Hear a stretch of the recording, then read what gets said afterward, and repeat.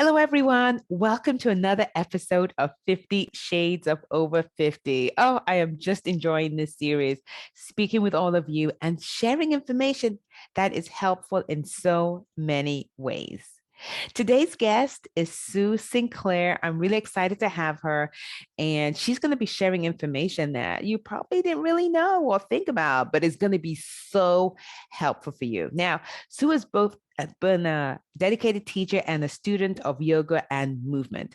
And I'm going to ask her all these different questions that are going to help you. Welcome, Sue.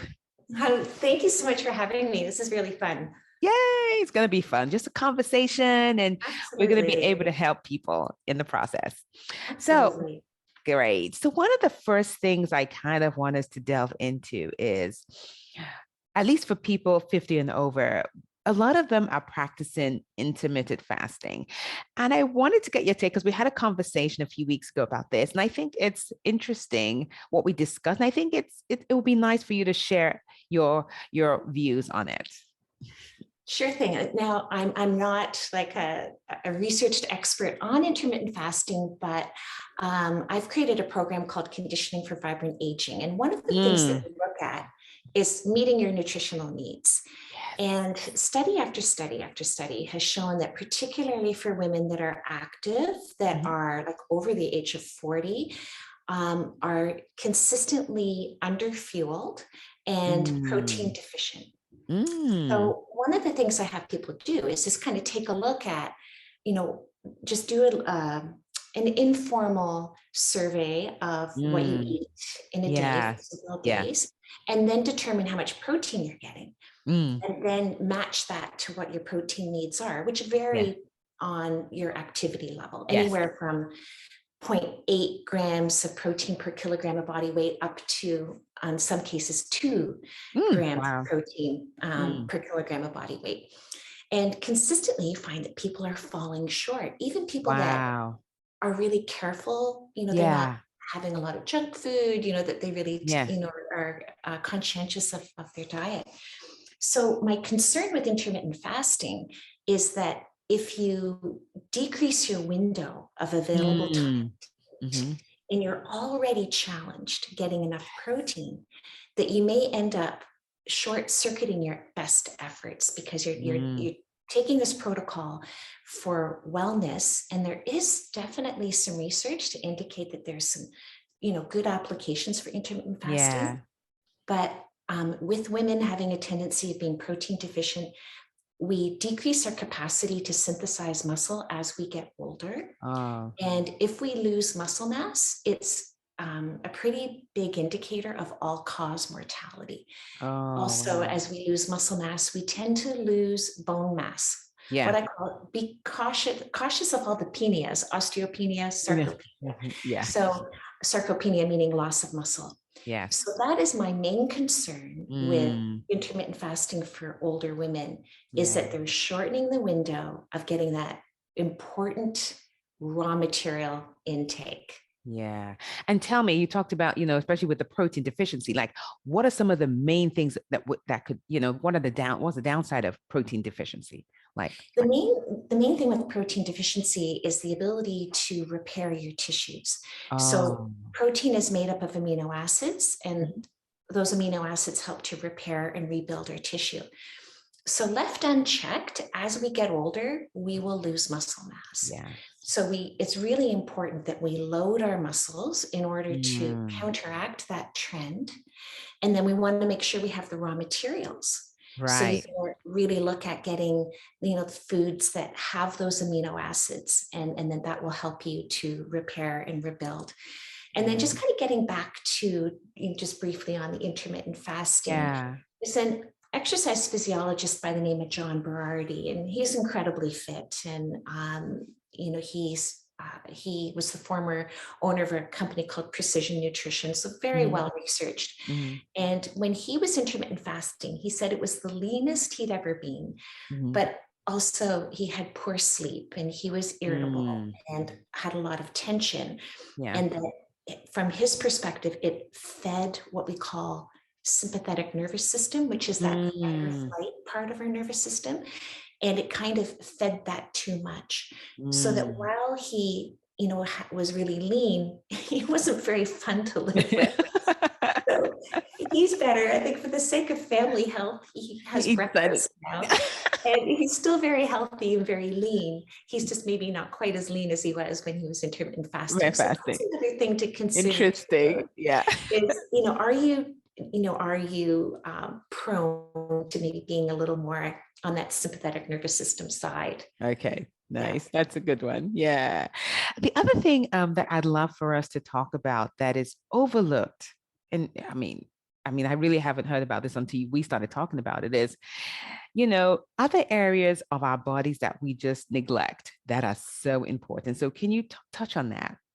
Yeah, but when we age, there's several things to look at. One thing that was quite fascinating, and there was a large study that was in the American Journal of Geriatrics, and they started out with over 7,000 older women, and they studied them for, like over a decade.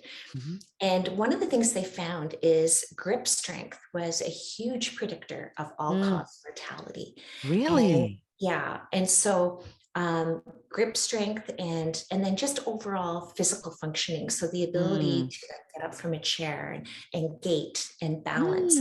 But there's many studies that have looked at the correlation with grip strength and all-cause mortality. So it doesn't mean that you just work on grip strength and it's the elixir of, youth.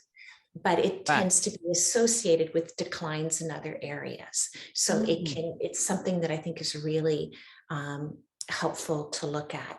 Yeah. And so looking at how can we best serve women as they age, looking at grip strength and looking at the capacity to squat. It's a functional movement. So wow, that's interesting because I squat, but I do it more because I want to kind of make, because of more of how I want to look.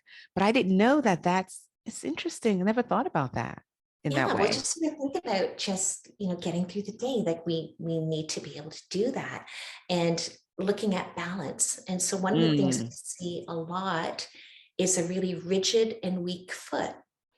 And when we get older, the risk of falling is also associated with poor outcomes. And if you look at it a little further, a lot of falls happen at night. Think getting up, going to the washroom. If you have a deconditioned, stiff foot, and most people don't wear shoes to bed, they get up to go to the washroom. They, maybe there's something that they didn't anticipate on the floor, and they fall. And unfortunately, the older we get, the outcomes are less favorable, and it's often a significant decline. So we want to make sure that we have a foot that's supple and a foot that's strong. And so a lot of people, because we live in a part of the world where we need footwear, it's like wearing a cast on your arm, all day, every day. What happens if you have a cast on for even a few weeks? You get a lot of muscle atrophy, you get a lot of lack of mobility. And so that's essentially what we've done to our foot. There's a biomechanist that I love called Katie Bowman, and she often refers to them as foot coffins. And so, we get this foot and it starts to lose the capacity to be responsive. So one of the things I really think is important to work on is keeping the foot supple. And then even if you have like a weak foot, to work on strengthening it, I would say never give up on your feet. So there's a lot of strategies you can do to strengthen the foot, to help recover the arch, to help reduce bunions through exercise alone, and to keep it supple so that, if you're walking and you step on that banana peel, you're more likely to recover and less likely to fall. So balance is a big one, grip strength is a big one. And then looking at large muscle groups, because when we strengthen muscle, we then strengthen bone. Are so important. So we reduce our risk of fracture. Wow. So it's looking at the small details and then pulling the lens back and then looking at the bigger details. Wow. That's interesting. Like what you said. So, okay. So with regards to the feet, so are you saying that in places where they don't wear shoes as frequently, they have better foot. Oh, okay. You answered my question. Absolutely, absolutely. It's really remarkable. So if you think about anything, if you support it or brace it for too long, it starts to lose the capacity to do that job on its own. Yeah. So, a lot of people will have corrective appliances in their footwear. And I'm not saying that that's bad, but what you tend to see is it becomes a really passive approach. Like, I'll just wear my corrective appliances and that's it. That's going to take care of my problem. That's going to lift my arch that's fallen. Yeah. And I'm not saying that corrective appliances are bad. I'm not saying that at all. I'm saying we have to also include that other important piece, that piece of okay, I have a weak arch. What do I need to do to strengthen it? Beyond Yeah. just lifting it up passively with an appliance. Yeah. There's a lot of things you can do, like Wow. bands and elastic bands. And it's amazing what you can do with just things you have at home Wow. that over time can strengthen the foot. Yeah, So but sorry, you carry on. no, you go ahead. Go ahead. I get so excited. I have to I share. know. Please go ahead. There was a woman who was in her 60s and she had really bad bunions. And she saw a specialist and he said, you're headed for surgery. Let's see how you are in 3 months' time. And so she started to, we started to work together. She started to do a lot of work on her feet. She wore little toe spacers, for about 20 minutes a day when she was reading a book. Okay, can I just say one thing? I have to interrupt you here. I just saw something about that where an orthopedic surgeon, because I'm on TikTok, so this orthopedic surgeon was rating those spaces and he said, he's like, because he rates different things and says, oh no, this is like, this is a gimmick. He's like, those toe spaces are amazing. We all need to have 2 spaces. We all need to I was like, what? I had no idea. I know, they're amazing. But keep going. Because if you look at a great little trick to do is pull out an insole of any shoe that you have, put it on the ground and step on it. And if your foot goes beyond that insole width-wise, that's telling you that your foot is getting squished. So and then what tends to happen is the big toe tends to get drawn in the midline, and then that alters the weight distribution when you walk. So then all of a sudden you're getting all of this pressure on the first metatarsal phalangeal joint where you see the bunion. And so that's one of the contributing causes of bunion formation is the type of footwear we're wearing. And so women are really at risk because we tend to wear a narrow toe shoe and a heel. So the combination of a heel, so now all of a sudden that weight bearing is on the forefoot. It's not distributed evenly throughout the foot. And a narrow toe box, you've got your recipe for a bunion. But the good news is that in some cases you can reduce it through natural things, through exercise. So this woman that was in her 60s and started strengthening her foot, using the toe spacers, rolling out her foot to help with suppleness. And she went back to the doctor. He was shocked. He said, I've never seen a natural reduction like this.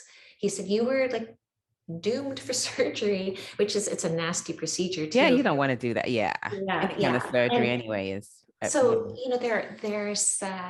there's hope there for people that have bunions. Now, not everyone will have that same response. It's like anything. But there is enough evidence to suggest that it's a good strategy to try. And that a lot of people can make significant improvements in their feet over time. So just having a wider toe box and then, there's going to be times where you're not going to want to wear your Birkenstocks to a wedding. So maybe not. So for those times where you're wearing a shoe that's hard on your feet, then when you get home, take the shoes off, roll out your foot, do some foot exercises, and then kind of compensate for that damage. Oh, just my like goodness. An extra glass of water if you've had an extra glass of wine. You just kind of balance it out for what you may have done.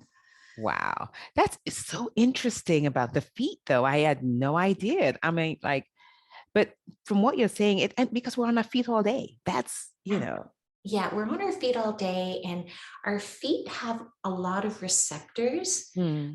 And so things happen that are faster than your thinking brain can figure out. Mhm. So if you slip, that happens so fast that you can't go, okay, Yeah. put my right foot here, put Mm. my left foot there. When we recover, we're relying on these receptors that travel to the brain faster than the thinking brain, Mm. and then kicks into action to help keep us upright. So the bottom of the foot has all of these receptors, and they kind of get dulled down over time, and they're Yeah. not as receptive. So a Mm. really simple thing you can do, it's kind of fun, Yes. is to stand on, a yoga mat or hardwood floor, barefoot. Yeah. Kind of close your eyes, notice how your feet feel, maybe notice how Mm. your balance is, even maybe go into Mm. tree pose. Okay. Get a tennis ball, a therapy ball, even a lacrosse ball, Yeah. roll your foot out, for a minute, side to Mm. side, front to back, and then stand on your foot. And does it feel different?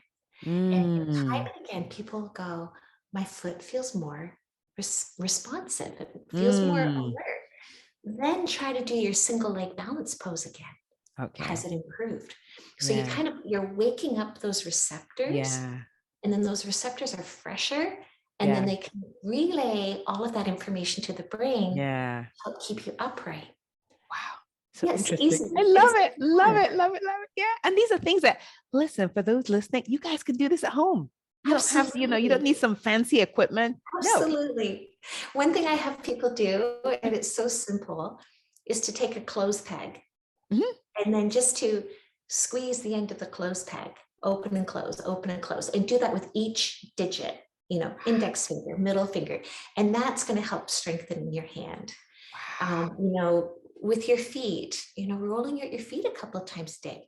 First of all, it feels amazing. Most of us have a ball in the house, Yeah. and you can do it at any time. And it's just one little thing you can do to help keep your foot supple. Because Wow. you think about any part of the body that's made up of a lot of parts. Hmm. And there's 26 bones in the foot and 33 joints. So it was designed so that if you're on uneven terrain, that it can Hmm. respond and help Yes. and adapt and adjust. Hmm. But if you have a rigid foot and it comes on something uneven, you're more likely to fall because Yeah. it can't adapt. So Yeah. that's what I think, I encourage people to think about is just keeping that foot nice and supple and Mm. springy. Yeah. Oh, I love it. Love it. Love it. Love it. Thank you. So let's delve into, as we get older, there are things that we really need to focus on. And we had a little discussion about this where a lot of us are focusing on certain areas, but there's another whole area that we're missing. Let's delve into that. I think that mobility is super important. And if you Mhm. look at um, areas of the world where Mhm. people live the longest, and Yes. not just warehoused, I mean, they're independent, they're making their own meals, True. they're Yeah. living independently. One of the common denominators is that they move more frequently. They move on Mm. average over a 24-hour time frame. They move on average every 20 minutes. Oh, wow. Yeah. And so just to move more frequently, there's been some recent research as well looking at that you're far better to work out more frequently for shorter duration than a longer duration less frequently. So Ah. like to work out for an hour and then sit for 8 is Mm. not as helpful as saying working out for 20 minutes, sitting for 3 hours, working out for 20 minutes. So it's that moving more Yeah, frequently frequently. that seems to Yeah. be key. And then another thing to consider is a lot of the things that we think are helpful may actually be hurting us. So you Mm. think about, say, in the workplace, things that are ergonomic sounds Mm. good, and there are Mm. elements that are helpful, but they can also keep you chained to your desk for longer periods of Mm. time. And so then you're not moving as often. Mm. And even if you think about your home, like some hardcore biomechanists have literally gotten rid of all of their furniture. sounds kind of extreme. I said, Yeah. we can't get rid of our furniture because our dogs would object because they have more time on the couch than we do. But like, say a big lazy boy recliner, Mm-hmm. you could be there for 8 hours without moving. True. And then you don't even have to get yourself up. You just kind of push a lever in it, or Yeah. catapult the chair. Yeah. So we end up staying sedentary Terry. far too long because we have all of these things that do the work for us. Yeah. The garage door openers, the remote Yeah. for your TV, Yeah. all of these things. So I would say the first thing people should consider, how can I move more often? That alone can make a world of difference in terms of your well-being, your longevity, Yeah. your peace of mind. And then I think another thing too, particularly for women, a lot of women are afraid to lift heavy things. They may have had an injury or they may have just lost that capacity. So to find a way to add load into your daily routine. And so whether getting, some help with that, there's lots of ways to add load safely. I'm a big fan of things like resistance bands and resistance loops because they're inexpensive, they're portable, they're versatile, and they're a really good way to help introduce some added load into someone's routine. And that can make a big difference. Wow. I love that. I guess it's really looking at the overall health and not kind of focusing on, because sometimes we kind of get focused on, okay, maybe I want to lose weight, or I want to do this part. I want to, I want to get more abs. But I think looking at it from an overall health and what your health Absolutely. and well-being. And I think that, as a society, it's really interesting too, a lot of the assumptions that we've made about weight. So getting back to the study that was in the American Journal of Geriatrics in just January of 2022, so a new study. Very new. And they found that you had a higher risk of mortality if you lost 5% of your body weight in that time frame that they were looking at women over a decade. So that, if you maintained your weight or even gained up to 5% of your body weight, you had better outcomes than women that lost weight.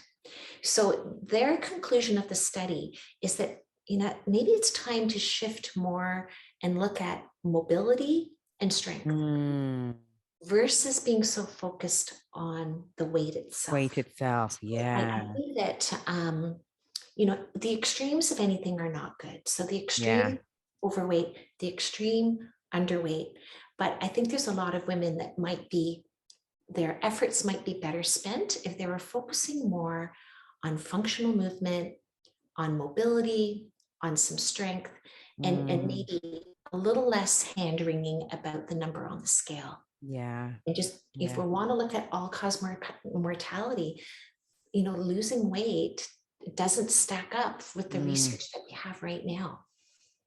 Wow. So just something to consider. Yeah, because we're all looking for ways to, because for this next chapter, we want to live it in the way where we feel fulfilled, and we have all this vitality, and we're radiant, and so knowing this type of information is helpful because we want to live this next chapter in a brand new way. Because what happens as a society too, that ageism thing. I know. We hit a certain age, and there's a sort of a kind of like it's your last best day, which I think is so discouraging. It is discouraging. What tends to happen, and you probably have girlfriends that have started to take things off the list. Okay, I can't skate anymore. Okay, and I'm giving up my skis. I'm giving up this, and because of an injury or because of maybe they have some arthritic change in some joints. And there's so much that you can do to not only maintain but to recover activity. Yes. So I've been doing this program, and it's just like a 6-week program, and I started it last year. And there's a woman that last year when she started, she couldn't go snowshoeing for any length of time at all. She said her hips would hurt, her knees would hurt. 15 minutes in. Yeah. And, she's been, participating. And this year she said, I can go snowshoeing Yes. for like an hour and a half with my husband. Wow. And she's a year older. So, last year she was 64. This year she's 65, but she's doing more at 65 than she was at 64. Wow. And I there's a lot love of that. evidence I that, love that. yeah, with the right input, that you can recover a lot of these things that you Yeah. had to give up. So a Wow. lot of it's the raw material, like the movement. Things like, are you giving your body the raw materials from what you're eating? And, getting back to sort of the protein thing. So Yeah. some of those amino acids, like there's one called leucine, and it Yes. plays a really important role in tissue recovery. Yes. So, things like, there's lots of, plant-based things that have leucine, lentils and chickpeas, Yeah. they're really high in leucine. And then like salmon and eggs for people who may Yeah. eat Yeah. flesh and animal Yeah. products. Yeah. But hemp hearts are great. So there's Yes. lots of things you can do to give your body the raw materials to Wow. repair, and then the right input in terms of movement and movement Yes. strategies to recover. Because what tends Wow. to happen is you get hurt, so you stop doing You things, stop doing it. Yeah. then you get weaker, and then you start to lose mobility, and it's just like this negative spiral. Yeah. And you just think, oh, it's aging. I'm just getting old, but there are so many things that we can, like that story you just shared, that just brings so much joy to my heart because her life has changed. Like Yeah. being able to do the thing that she loves is priceless. Like her Yeah, relationships, everything will just change just because she absolutely. decided to invest in doing the work with you. And that's just amazing. I love stories like that. I do too. That's what fuels me, is to Yeah. hear those stories. And it doesn't need to be a long period of time either. Wow. And it doesn't, a lot of things you can do with things that you have at home. Yeah. So, we use broomsticks, we use sticks, we use elastic bands, we use all kinds of crazy things, and dish Wow. towels. There's a lot of things you can do with the stuff you have on hand, Wow. and that can make a big difference over time. Wow, just love it. So, for those listening, because you're based in Canada, so for those listening who are not close to where you are, do they have an option if they wanted to work with you? Well, we do have an online program, Oh, and good. we've coined it Conditioning for Vibrant Aging, and it's a 6-week program. There's live stream classes Yeah. twice a week, but Yeah. then they're recorded so people can participate at their convenience. Yeah. And then people continue to have access to those videos for an additional 2 weeks, and then we kind of start the program again. Again. Oh, We're doing a slightly different take on it. Starting next week, we're calling it Vibrant Aging in 20 Minutes. ooh. So that there's people that, if time is a real barrier or an Mhm. obstacle, what can I do in 20 minutes that will be effective? And then what we arrange it is that, if they wanted to do a longer session, they could simply do another set of exercises. Right. So, we'll often do, 6 exercises. We'll do, a variety of reps, either timed or numerical reps. Mm. And then we'll do 2 sets of that. So Yeah. if, say they had half an hour, they could simply add Add. Yeah. another set. Yeah, so we run it online, and Wow. it's a fun community. Yeah, I'm definitely going to share the link with the listener. So if you're watching and you're like, I want to know more, the links are going to be in the show notes. So you will see that down below. So, Oh, lovely. The more this the was, merrier. I know. And I really enjoyed this discussion. I'm sure the listeners, the viewers are going to are enjoying it too, because this is valuable information that typically is not shared as much. So this is great. Well, it's often an overlooked population, isn't it? Yes, and that's where it starts from. So we need to, and that's why I'm doing this show and interviewing people like you so that we can share the information.